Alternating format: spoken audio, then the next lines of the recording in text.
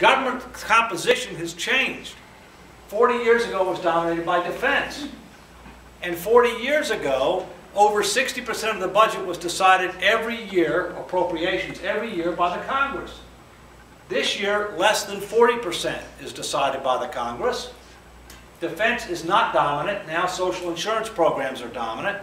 And if you project forward to 2040, less than 20% of the budget would be decided every year, and social insurance programs would continue to grow as a percentage. Now, interestingly, all of the express and enumerated responsibilities envisioned by the Founding Fathers, including TJ, are in discretionary spending. All of them.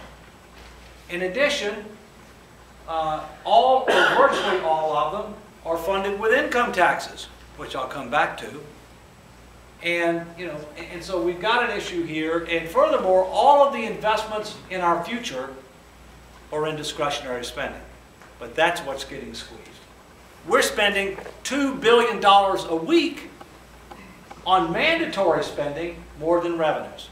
So you can eliminate all discretionary spending: national defense, federal judicial system, education, transportation, the Congress, the executive office of the president, you name it. You eliminate it all, you're still $2 billion a week short.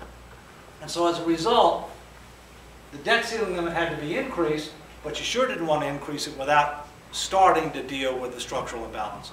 And frankly, I think more could have and should have been done, but let's hope for the best with the new Select Joint Committee, to where this committee, if they can agree by a simple majority to a package of recommendations, will be guaranteed a vote, up or down vote, no amendments, simple majority. Can't be filibustered, can't be amended. That's very important. Let's hope they shoot for double their target. Their target is $1.5 trillion. Let's hope they shoot for $3 trillion or more in deficit reduction over the next 10 years. Why? Because that's what S&P said they needed. So let's put pressure on Standard & Poor's to give us back our AAA credit rating. Let's minimize the chance that others are going to follow Standard & Poor's, which they haven't yet, which is very important. Next. So what's the problem?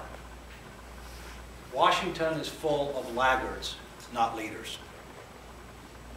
We have laggardship, not leadership. And the first three words in the Constitution have yet to come alive. They are, we the people are responsible and accountable for what does or does not happen. And until we the people wake up and start putting pressure on people to make tough choices sooner rather than later and before we have a crisis, we will continue to get what we get, where we are headed for a fiscal abyss at breakneck speed. We must change course.